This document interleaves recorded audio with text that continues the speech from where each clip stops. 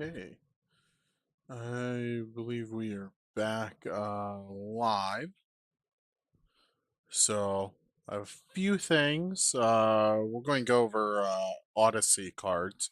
I have actually have quite a few of this set, which probably means it was printed a lot, or maybe isn't worth anything or something. I don't know.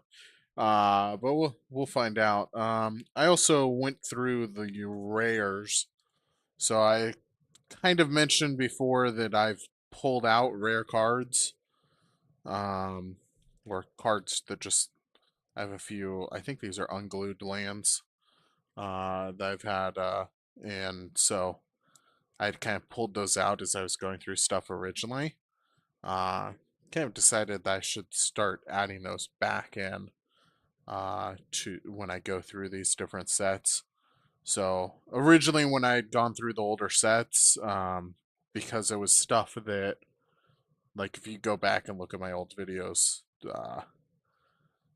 probably close to 20 videos was of older stuff. And they hadn't started on Magic the Gathering doing the common, uncommon, and rare um, symbols, right? It was just a set symbol, or in quite a few cases, there wasn't even a set symbol at all. So that makes it really kind of complicated to figure out, hey, what's a rare card and what's not a rare card. Although, to be honest, most of what I found that's worth money was not rare cards. So it was stuff, probably since I've held on to stuff for a while, it was all stuff that has probably gone up in price. So we're going to go through those really quickly also. But I think I'll start with, just so that you kind of have an idea of, I guess, what's coming up. Um, if you're watching this right now, I don't have any viewers, but since it'll be posted up on the channel, if you're watching this from the beginning, usually I like to try to go over, hey, what are we potentially going to see in this set that's worth money? Um, Not a lot of rares. There is one most expensive rare in here is Entomb. Looks like that's $33. Um, Actually thinking about, I have a copy of that from. This is around the time period when I used to play Magic myself. And so I actually have a copy of Entomb. I'm pretty sure that is my personal, like one of my personal cards. So I've tried to keep those separate from the card hollow stuff, at least for now. Um, just going down, lots of other cards. They're over $1. I know I have some of these. I don't think they're in here, but like Gravestorm and Croson Beast. I remember the Croson Beast because it's a squirrel, and so I had built a um, an elf deck, and kind of was thinking about making a squirrel deck just for fun. So, but quite a few rares in here. They're over $1. Um, Actually, it kind of feels like more than I thought there were. So that'll be interesting. Um, and I do think we have a couple rares in here. I'm not sure how many. And then uncommons. So we do have some decent uncommons in here. Price of Glory, Cephalid, Colosseum, Buried Alive, Standstill, Cabal Pit, Diab or Diabolic Tutor, Spark Mage, Druid's Call. I think I do have some Druid's Call in here. Barbarian Ring. I might have that too. Predict, Dwarven Recruiter, Nantucket Elder. I feel like I have a Nantucket Elder and maybe Dwarven Recruiter also. So there's definitely uncommons in here. I think some of them are worth something. And then heading down to commons. There's our commons. So these are usually what is most likely to be in here, and I know I have lands. So it looks like the lands in this set are actually worth something, or at least some of them. moment's peace and careful study. So pretty high likelihood, especially when you get into these more recent decks, as I've pulled like stuff over the years out of Card Hollow. A lot of it's common cards. And I think common cards are such a low price to begin with, um, that a lot of times you get people who donate them uh, because they're not worth anything, and then they go way up in price because it combos with something else. Um, Now, you're unlikely to get a card like, I think the most expensive common that I can think of is Force of Will. Like, I can't imagine that there's going to be a more recent card that's like Force of Will that's like 50, $60, right? But you can get some that are like $2, $3. That, I have seen, basically Card Hall is, well, if you don't know what Card Hall it is, it's a charity event at Gen Con, and people donate cards. People then build towers, and then everybody gets together Saturday night, throws coins at it, destroys it, and all the money gets donated to charity, which is awesome. They raise like $4,000 or $5,000 in a lot of years. But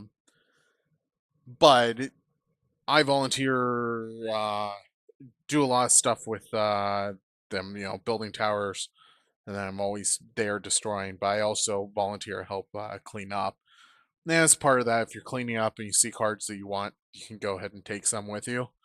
So a lot of times, just as you're going through picking up coins, I'll also pick up cards that, like half the cards have been bent, because that's how they build towers. Bend a card, put a flat card on top, bend another card, put it on top of, that, and put another flat card, and you just do that thousands of times, and you build a giant tower.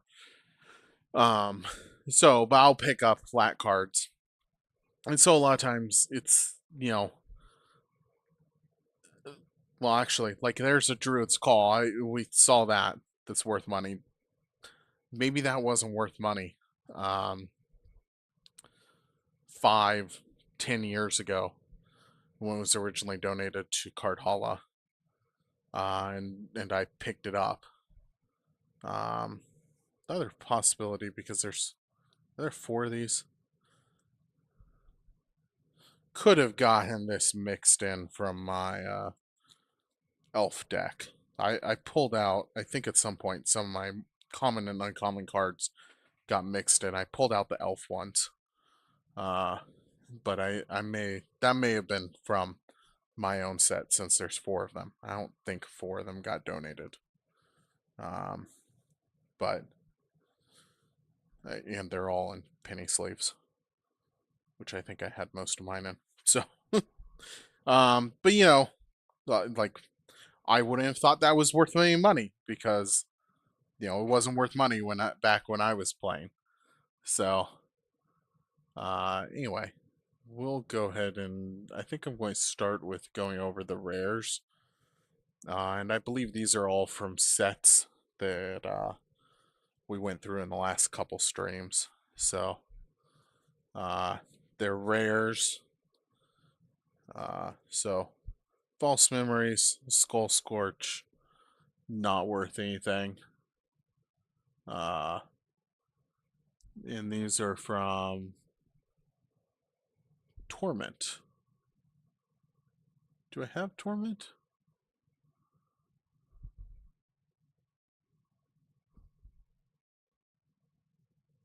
Yeah, there's Torment. So I'm going to add those to the Torment deck,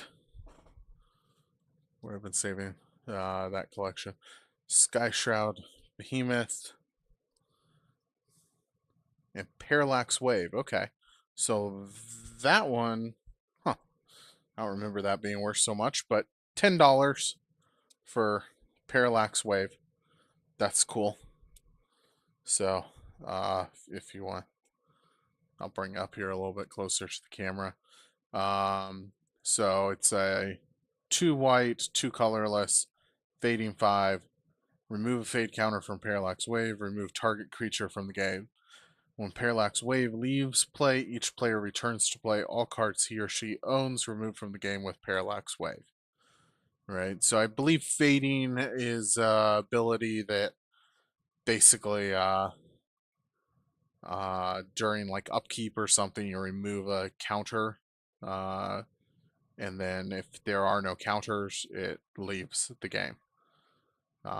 So if you think about it, it's an interesting card because you could remove like 5 creatures, but they come back next to upkeep, or you could remove 4 creatures and they're staying away for you know your turn, your opponent's turn, then like for a pretty long time.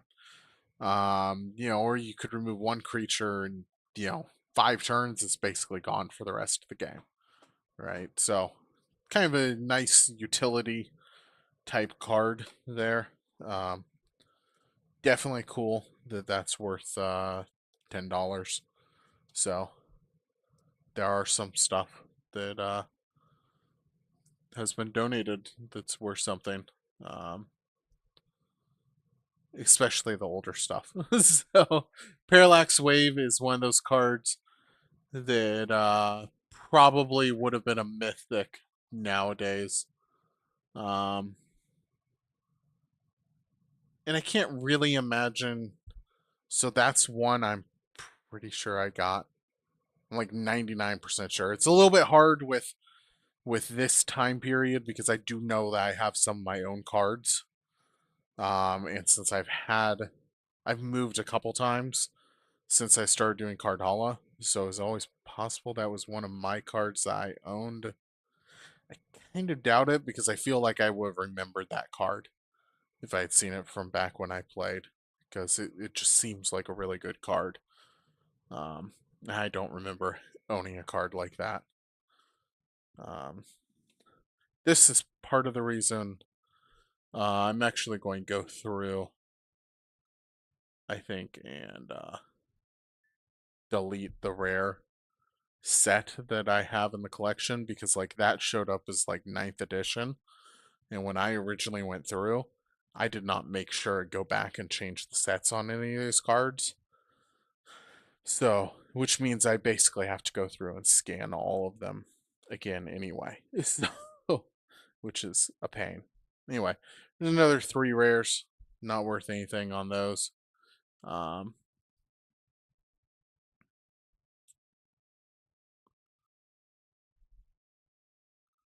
there's 6th edition. Um, yeah, I every once in a while, I know there's stuff that gets donated to Cardhalla that people either screwed up and didn't mean to donate, or is worth more money than they thought. Um, it's not often, which is why I always kind of say it's a little bit like I don't want to like give the impression to anybody that like, oh, go Cardhalla, pick up some cards at the end. You're going to pick up all these great cards or something. Like, for one thing, I have definitely like focused on trying to pick up like more cards that I thought were worth something.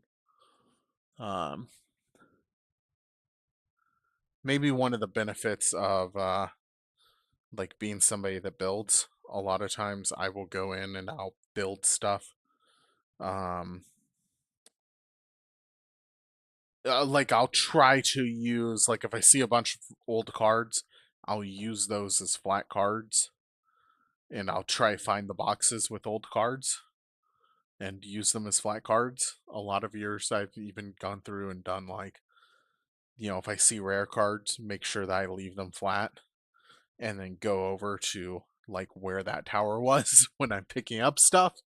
So, um, so these are unglued. I'm not actually going to because I think I have other unglued cards over here, and I haven't created an unglued set.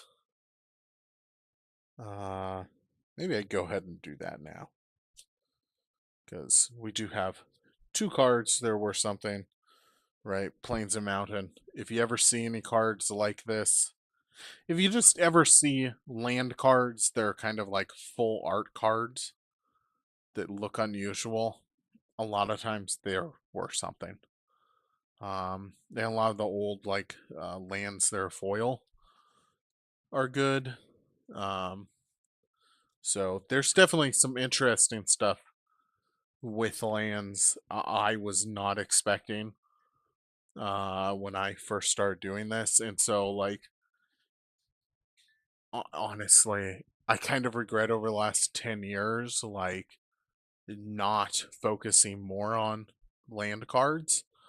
Like, to the point where, like, I did not think land cards were worth anything. So, like, I can remember years where, like, I built towers in Cardhalla and I would like, oh, these are land cards. I'm just going to fold them and use them. Like I probably did that with like Mirage land cards and stuff. Like cards that are now worth over $1 where I just oh, these aren't worth anything. They're probably never going to be worth anything. Um which is probably exactly why they are worth something. Because I'm probably not the only person that was thinking that over the last 10 years or so. No, old land cards, they're not worth anything. Well, guess what? Like a beta land, a beta like island land is like $50. It's crazy what some of them are worth. Just because they're like, no matter what deck you're playing, right? Like a land card can be in almost any deck, right? If you're playing like any deck with blue in it, right? You're probably going to have islands in it. And if you spent hundreds of dollars for some really cool like combo deck or even thousands of dollars, like let's say you're playing like vintage Magic or something and spending tens of thousands of dollars on a deck or something crazy, you're not going to want to throw in 50-cent lands. So like that's why I feel like those are gonna. So we do have a couple more rares in here. Lightning Dragon, actually two copies of that. Sarah's Liturgy, which is not worth anything, and Show and Tell, which is worth almost $30. So very cool there. Uh, I mean, those four cards are almost $40. I do feel like we will get into like when I'm going through these other rare cards. Um, Here, maybe just let me show you. So I have this box of that I've been keeping the rare cards in. So this is 10 years worth of rare cards from Cardhalla, basically. Um, and all of those ones not in plastic are definitely worth under $1. A lot of the ones that are in plastic are also worth under $1. And I just didn't take them out of plastic since they're rares anyway, and I'm kind of tempted at some point to just put everything that's a rare in plastic. I don't know. But there's also some interesting stuff just with like that's like a sealed like promo pack. Right? There's some weird stuff like that in there where I'm not even sure what the other cards are there with that. So that'll be kind of interesting to look through. But there's also just a lot of like, here you go. Here's a ton of just like Magic 15 Shivan Dragons, like Nightmare, Terra Stomper, Call of the Herd, like, but they're all like some of these they're mythic were like reprinted as rares. Uh, a, lo- a lot of these they're rares. When I was going through, have actually been reprinted as uncommons, right, and stuff like that. So they're just not. I mean, it racks up to $500. Maybe a little bit less now that I pulled out the old cards. So, but the old cards, I feel like the older rares had more value than the new ones. Um, just because I think there's just fewer of them floating around. Um, that and like I feel like the rare cards that weren't worth stuff, a lot of them got maybe tossed at some point. Kind of like the commons and uncommons. Like people aren't likely to throw away a show and tell. Like it's really interesting. I picked up a show and tell at Card Halla. Um, and the other thing I need to do, like it looks right, right? Um, but is it?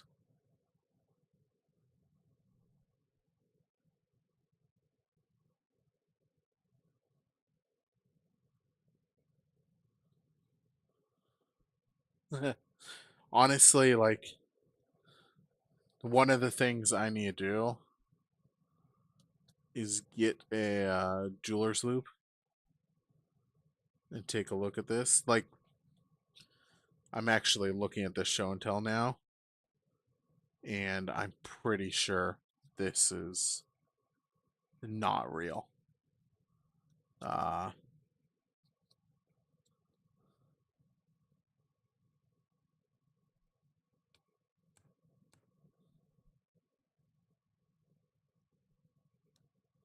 yeah, yeah, I'm like 99% sure this is not a real show and tell. So, um, yeah, I just haven't looked through these to see like, hey, do I think these are real or not? Um, but yeah, that's interesting. So this would be the first fake card I've run into. Um, yeah, I'm almost tempted to tear it in half, just so that it probably has black core and not a blue core.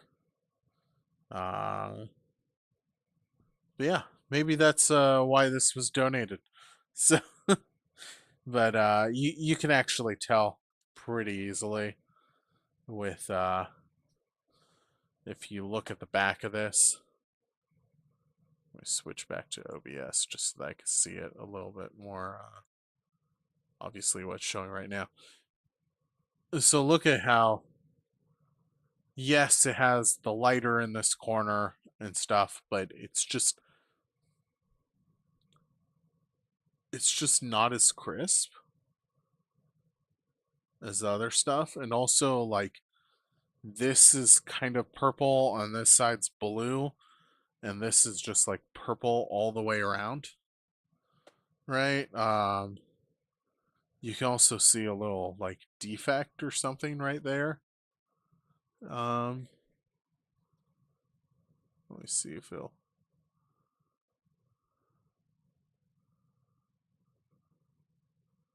It's like a printing defect up there in the corner, whereas this one doesn't have that, right? Like there's just a lot of little issues here. Um,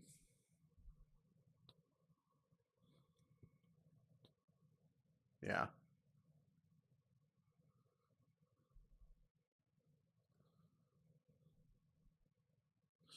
The crazy part is like the fact that this isn't off center almost made me feel like it was more likely to be real, but pulling it out of the thing, yeah, it's not. 99% sure. Just because like look, like even something, well, that's not a good example. Let's pull this. Like,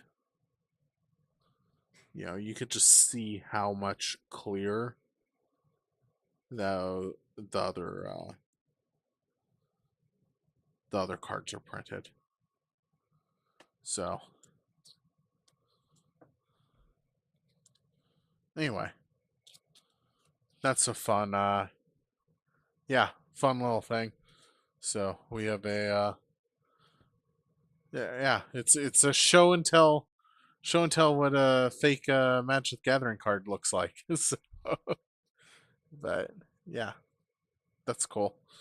Um Honestly, considering I'm doing this as a hobby, it's almost cooler that I've found a fake card and been able to recognize it than the fact that that than it being a $30 card. Because part of me would question why is like I was specifically going to say, how did this end up in Card Holla?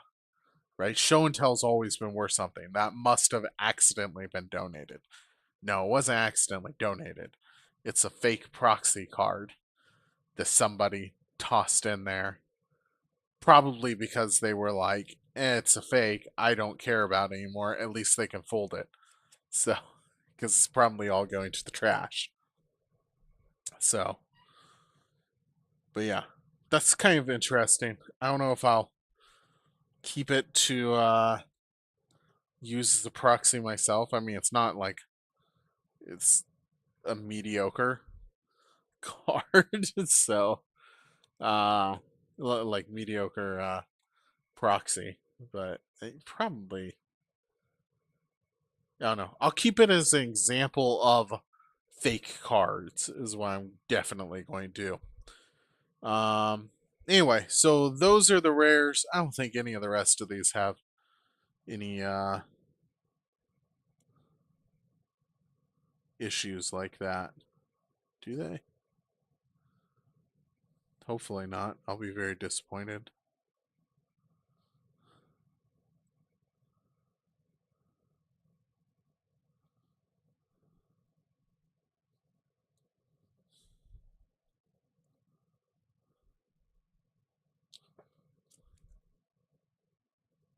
Yeah, there's so much of a difference that it's like night and day. So there always has been a little bit of variance on the backs of cards sometimes. Um, but it's not so much like it's not a difference in like uh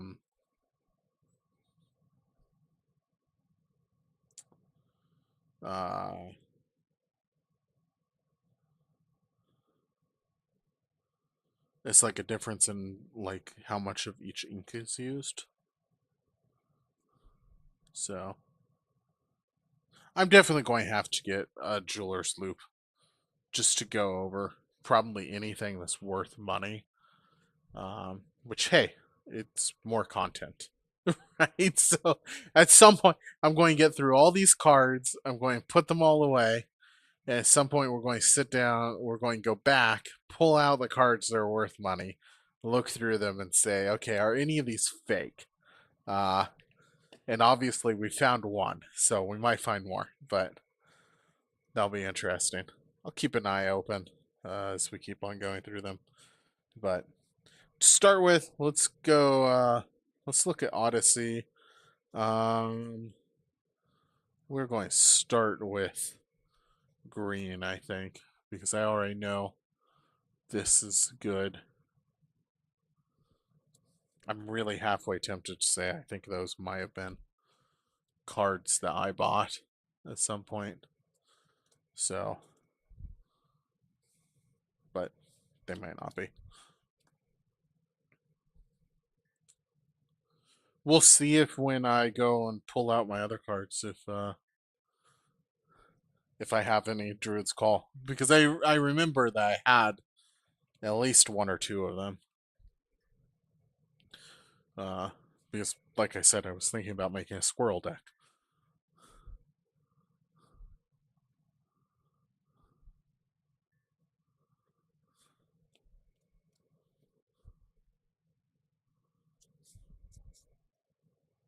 Five.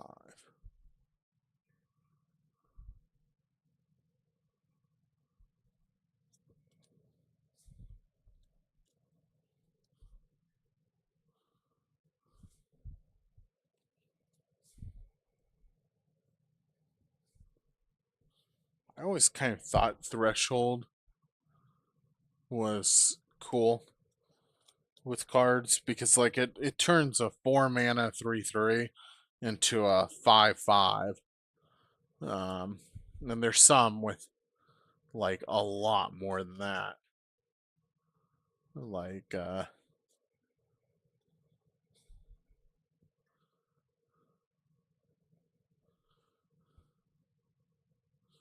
yeah, see lots of squirrels in Odyssey. So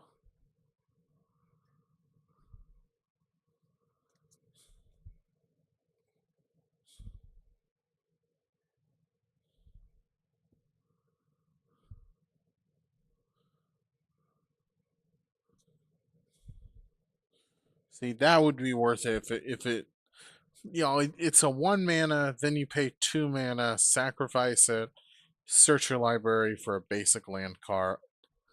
Um, like I feel like if it was search your library for a land card, it would be actually decent. Uh, actually probably a little bit overpowered. Um, maybe I don't really know about. I don't know a lot about recent cards that have been put out that search your library for lands. Um, maybe 3 mana to search your library for a land isn't that bad, and then you still have the ability of using it as a 1/1. Or turn one, play it, and then turn two, put another land, and now you have 2 land. You can sacrifice it, pull out a uh, a good card, a good land card. Um, I don't know. I From when I was playing Magic, I would have felt like it was overpowered. I guess, because there's some decent land cards out there.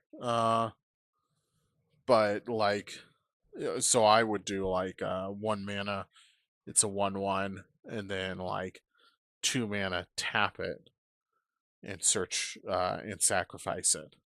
Right. That way you can't just pay 3 mana. And there you go. Moment's Peace. 2 copies.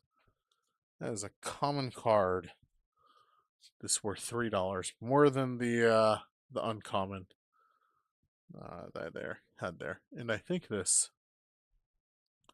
Nuntuku Elder or something is also, it's not Crushing Canopy. It does not like that I have this in a, yeah, there we go. $1.11. Not a bad slave, but not great.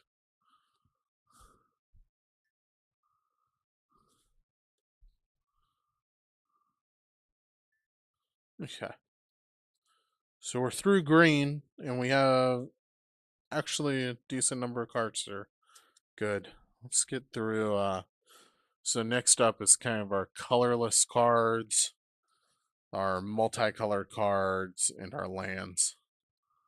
So, and we know quite a few of these lands actually have some value down in here.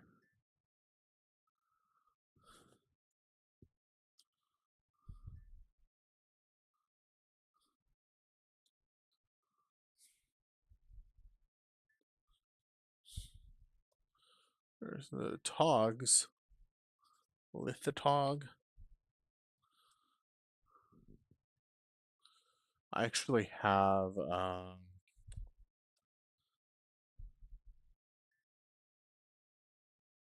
want to say I have two Atogatogs, and I think one of them's a foil Atogatog. Um, okay, this one. Am I right in saying this? Yeah, Barbarian Ring is worth something.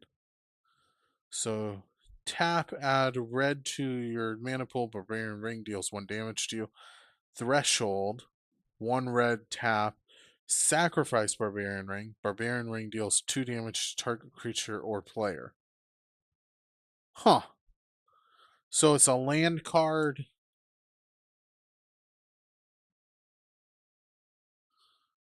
Hmm. I don't know really how I feel about that. So, like, why? I guess it combos with some stuff that puts out a bunch of land. Yeah, I guess that would make sense. I've seen cards that do that. Really, Centaur Garden.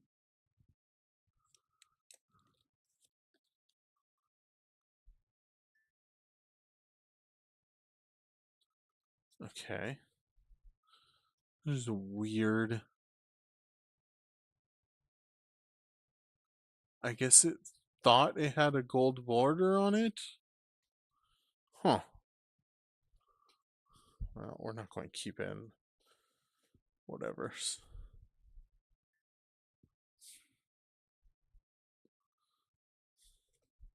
Yeah, I guess that Barbarian Ring is good if actually I don't think that Timberland runes were. Got distracted thinking about that Barbarian Ring. Um yeah, I don't think that's any good. Sungrass Prairie. But it's not the reprints. Ooh, there are a lot of reprints of this. You should go back to the retro original, and it's a rare worth $2, which is cool. So this forest not worth anything. Or I mean, 46 cents still, not nothing, but 49 cents, 53 cents.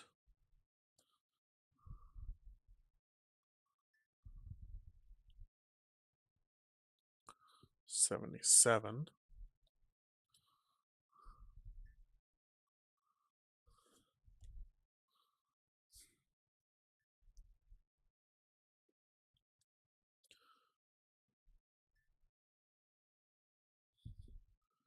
Come on, lands. Are you going to disappoint me this entire time? I know there were some that were worth over $1.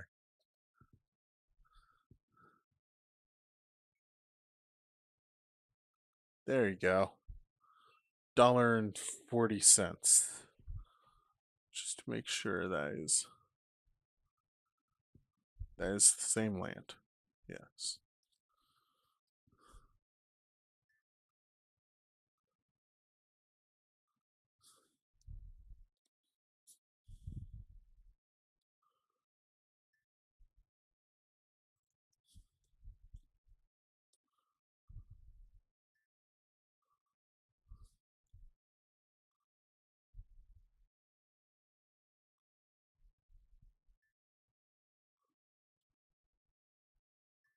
I think this is the only planes from Odyssey that I have.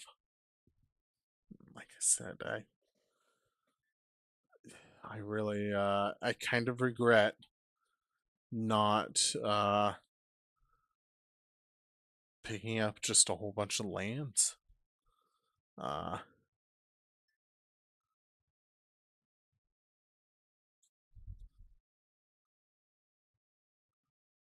I mean, this land's $3 or three of them.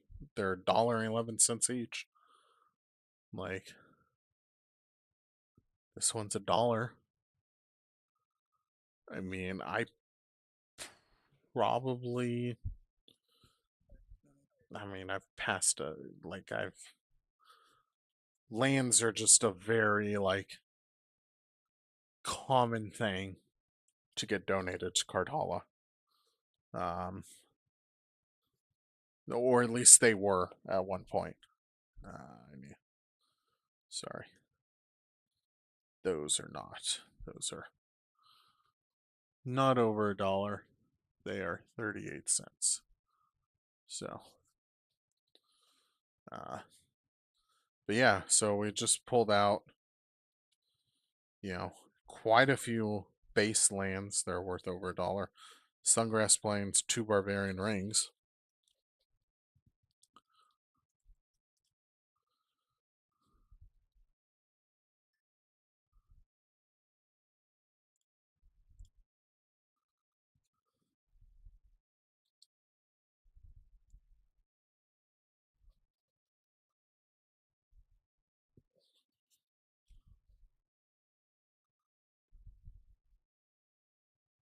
Yeah, I need to do this on OBS.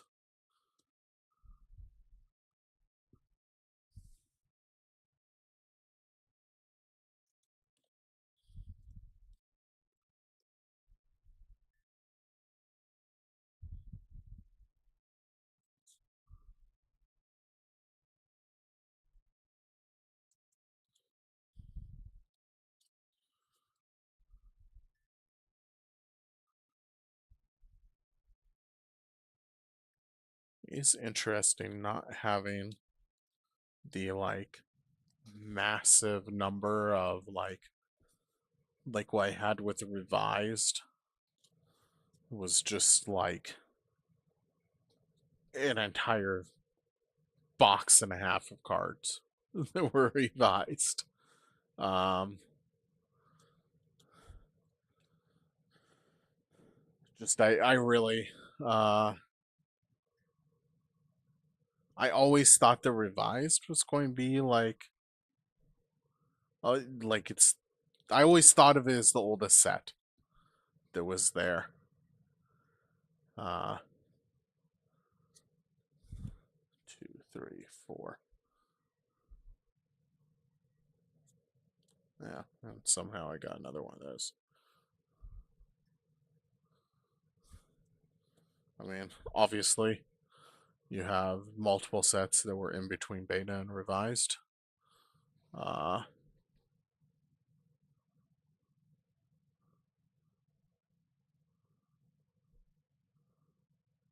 Arabian Nights, The Dark, a few other uh, Legends or something, I think.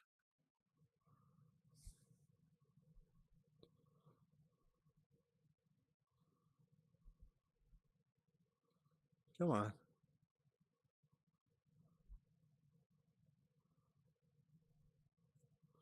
Just not going to take this while it's in the.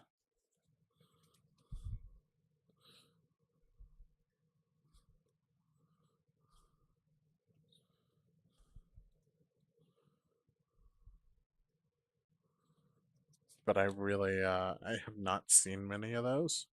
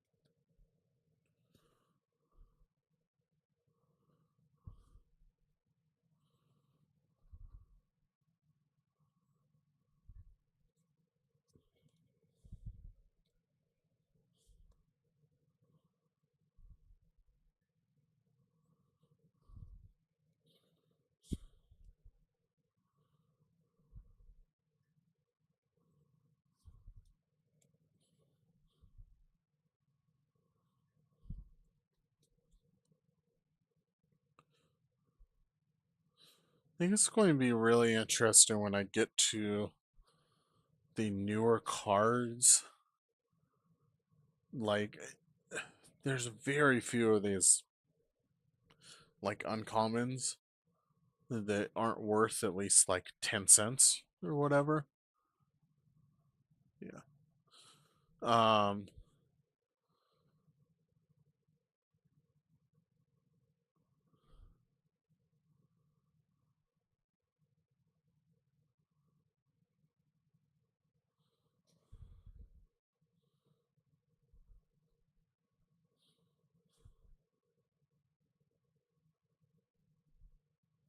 yeah, it just doesn't like that.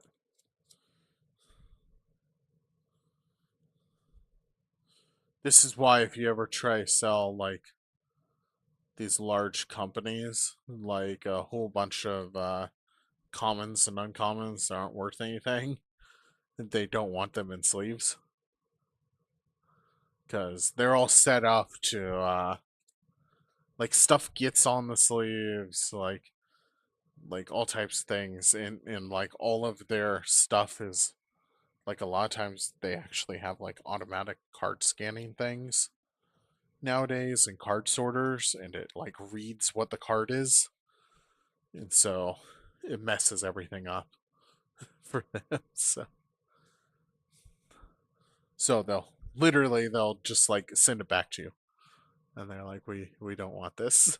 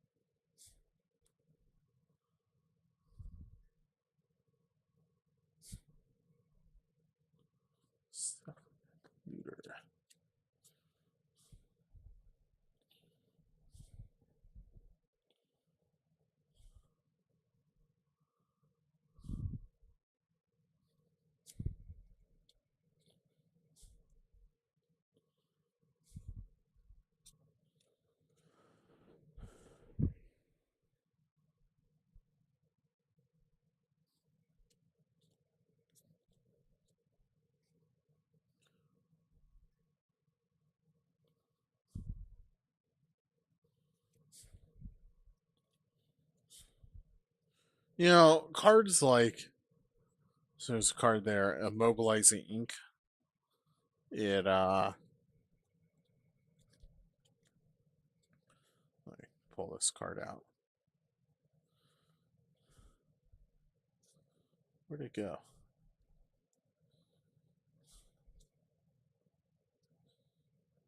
There it is. Immobilizing ink. Like I always think these cards are maybe a little bit underrated, right? So it's a colorless and a blue. Enchanted creature doesn't untap during its controller's untap step, which sounds great. Um, but then also has enchanted creature has pay one colorless, discard a card from your hand, untap this creature, right?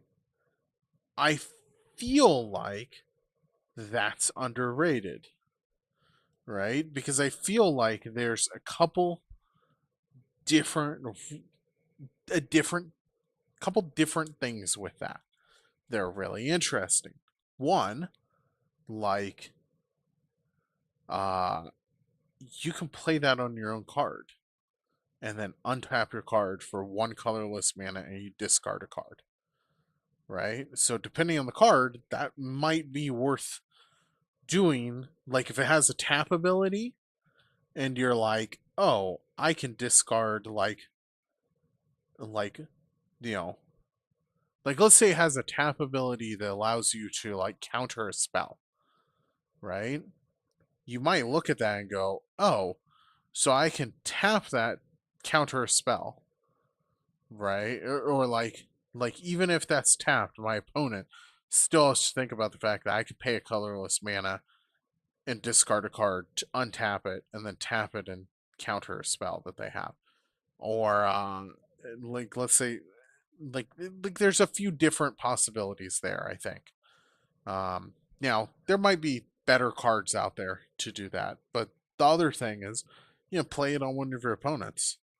Okay, play it on a card where they feel like they need to untap that card, but it's not going into the game for you if they do untap the card, right? Like it would be great if they didn't, but like them having to pay mana and discard a card is equally as good for you as that card being taken out of play, right? Suddenly your opponent is now, okay, do I do this? Do I not do it? And then not just that, but they run into a whole thing with like, now they're discarding cards from the hand, they're paying mana. Like potentially they run into situations where they've calculated things out and they're like, oh, I'm going to do such and such this turn, and then realize, oh, I don't have mana to untap that creature, and just it adds another thing they have to calculate and additional like stuff they have to take into consideration, um, where they can screw stuff up. So I feel like it has some like I feel like anything that gives your opponent another choice, uh, I feel like actually has some value that people don't take into account, right? Because it's more weighing on your opponent's mind, and it increases the chances that they're going to make a mistake of some type, right? It might not be a mistake about that. It might be a mistake about something completely different, because they were thinking about that. Oh, I need to pay 1 mana and discard a card to untap this card, or they discard the wrong card, right? Or you know, it's just adding extra stuff that they need to do, and I think that alone adds value. Um, Now I don't know. Maybe there's really good reasons that card's not worth anything. Um, but I think the fact that it also allows you to play that on your own card and then be like, oh, I can untap this multiple times in one turn, right? Like,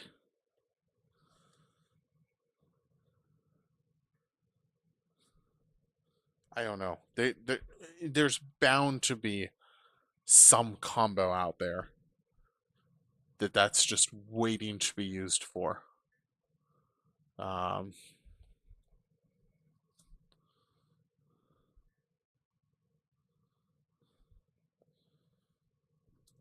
but I think the reason why I could be completely wrong and that card's not worth anything because, and I haven't seen it, but maybe Magic the Gathering printed a card that's 1 blue mana and does almost the exact same thing. Right? And just why would you pay 2 mana when you could play 1 mana to do the same thing? Like that happens a lot too, where I'll see cards and I'm like, oh, this is great. And then I'll be like, oh, this isn't great because this other card came along, years later that's just even better. Like everybody always talks about like how much dual lands are worth and they're on the reserve list. Like I always kind of laugh at it a bit because it's like, sure, they're on the reserve list. Magic the Gathering said, you know, we're never going to make dual lands again, right? Has Magic the Gathering ever said they're not going to make tri lands? Right? Uh, like they could make a land that's just it's a mythic tri land, and tap it and choose one of 3 different mana. I mean, there's plenty of cards out there that tap and get one of any color mana, right? Like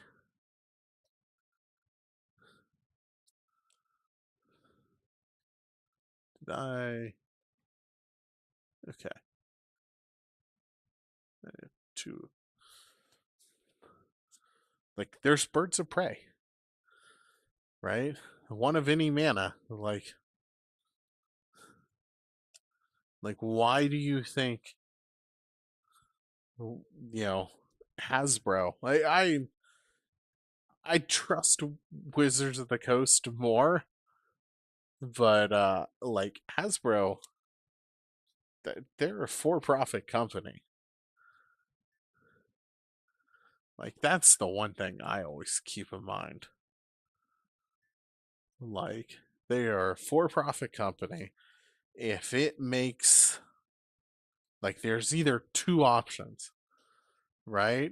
One, you can pump and dump Magic the Gathering, right? Which essentially you like put out something with mythic tri-lands in the collector's boxes and sell them for $200 a box, right?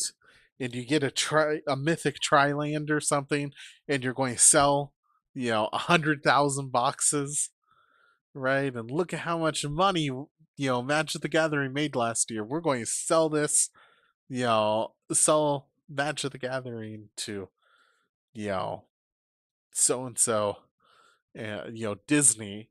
They're going to pay $1 billion for it because our sales multiplied by 5 last year, and it's just the biggest thing out there. And they're looking at it going, they could multiply their sales by 5 again. And look at how great of a cash cow this is. It's going to make more money than Marvel movies. Like, who knows? Like, you never know what they're going to do. But even if they don't do something like that, like let's say like Hasbro gets in a financial situation where they're like, oh, we're about to have to declare bankruptcy, right? And the CEO's sitting there going, oh, you know what? Like they're they're going to crucify me and they're going to fire me, right? Like, what do I do to turn this around? I know. We'll sell mythic tri-lands. Uh,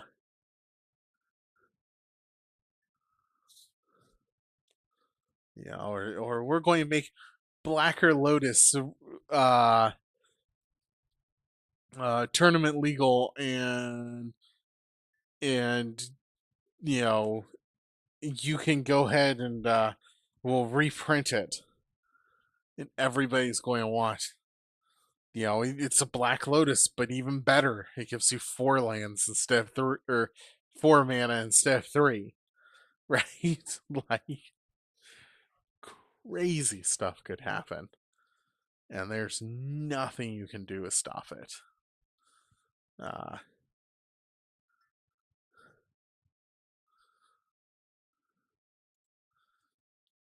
Still, the crazy part to me means you are still better off, I feel like, investing in Magic the Gathering than you would be in Bitcoin. So, there is something about that being completely digital that I just I don't think it has the long-term value that people thinks it does. I mean, all it takes is the government bans it. The government decides that they're going to tax it.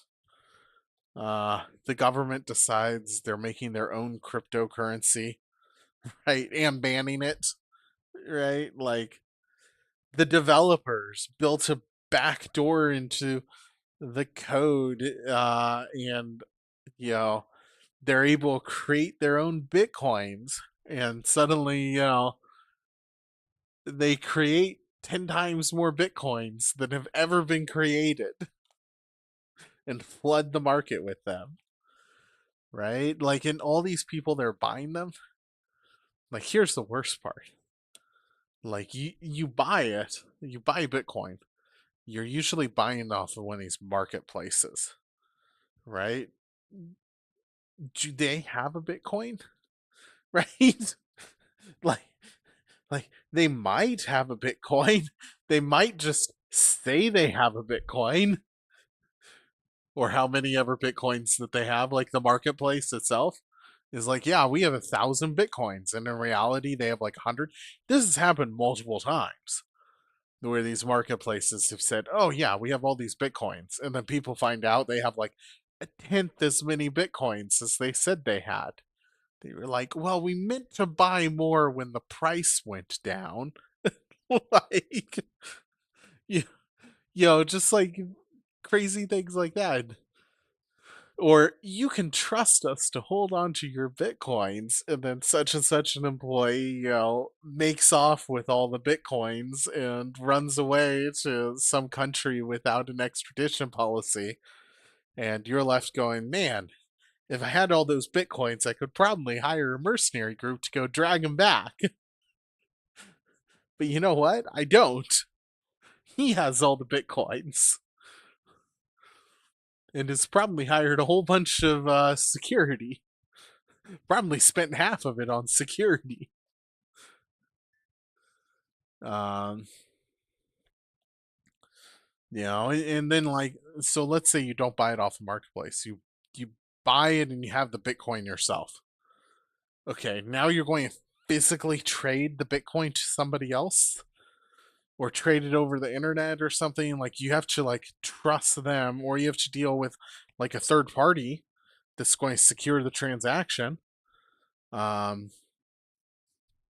right? Like, can you like? I'm sure that's part of the idea that's built into Bitcoin is the ability to, basically Bitcoin acts as the third party. Hey, there's $2.48 card. They essentially act as the third party that secures that, you know, there's no like fraud with the transaction. Um, but like, how does that even work? That like, hey, we're going to like, let's say you're trading for, like, let's say you want a new TV. Like, how is Bitcoin going to verify that you got the TV before the other person gets the Bitcoin? Do you send the other person the Bitcoin first? Do you get the TV first? like, how does that work? Like, or do you rely on some third party where the third party gets the TV and the Bitcoin and then is like, oh, here's the TV and here's the Bitcoin, and you know that they're not going to turn around and just be like, and I took both of them. Like, uh, but like, let's say you have the physical copy of the Bitcoin. Hard drives eventually break down, right? You can have a cosmic ray come out of space and burn a hole through your hard drive, right? That's very rare. But are you like, is that Bitcoin still going to be on that hard drive in 100 years? I don't think hard drives even last for 100 years, right? So you're going to have to keep on transferring it to new hard drives. Even then, you run the risk that at some point something happens to that hard drive. Are you going to copy it to multiple hard drives? If you copy it to another hard drive, and do you have two copies of the Bitcoin now? like you don't, because it's going to say, like, I'm sure the programming says, oh, you already traded this Bitcoin, right? So no, that doesn't, you're not going to have to. You're just making up a backup copy. But how many backup copies of backup copies of backup copies do you need before you're sure that you're never going to lose your Bitcoin, which is worth, $20,000 for one Bitcoin or something? Like, oh, I need, 5 hard drives to ensure I never lose this thing.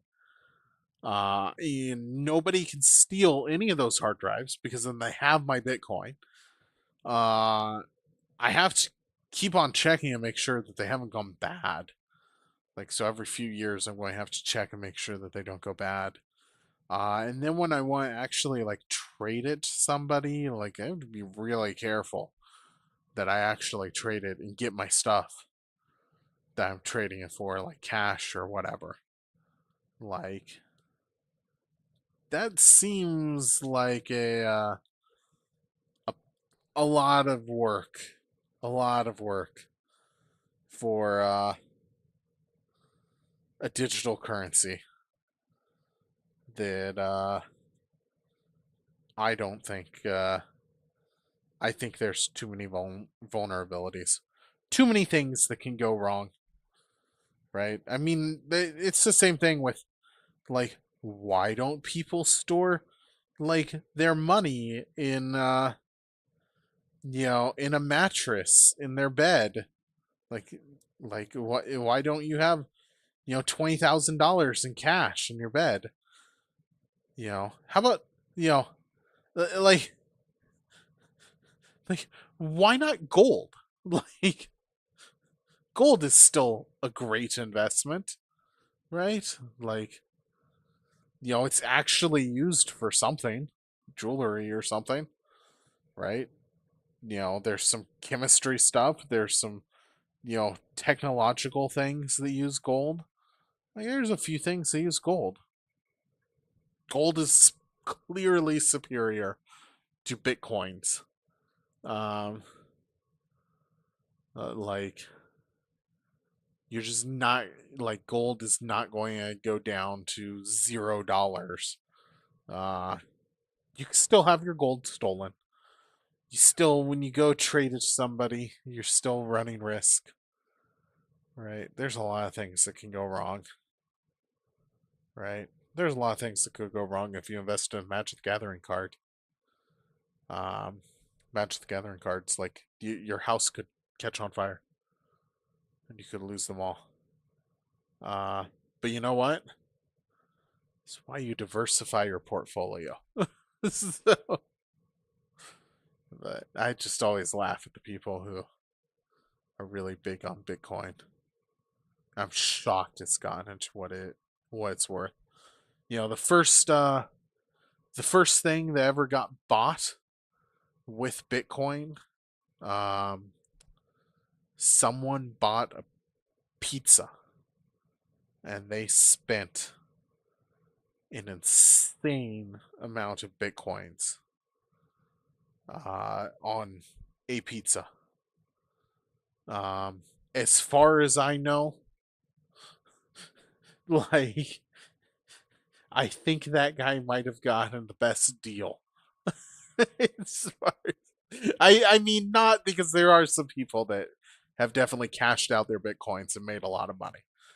But like, I just can't imagine the people, like, if Bitcoin on the market's $20,000, are you really going to find somebody that will pay you what the market price is for your Bitcoin? Uh, with no risk, no like transaction fees, nothing.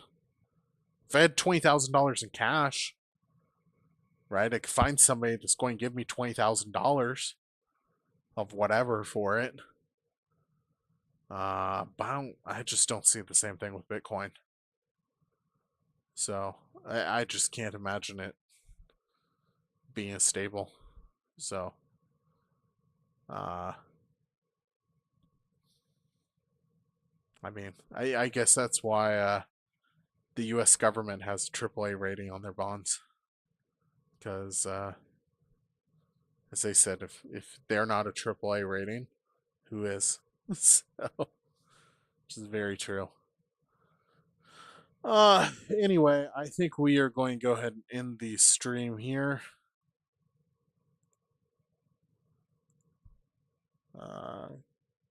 Potentially see you guys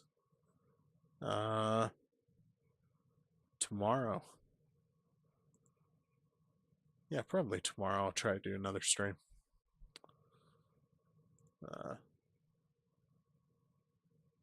Adios.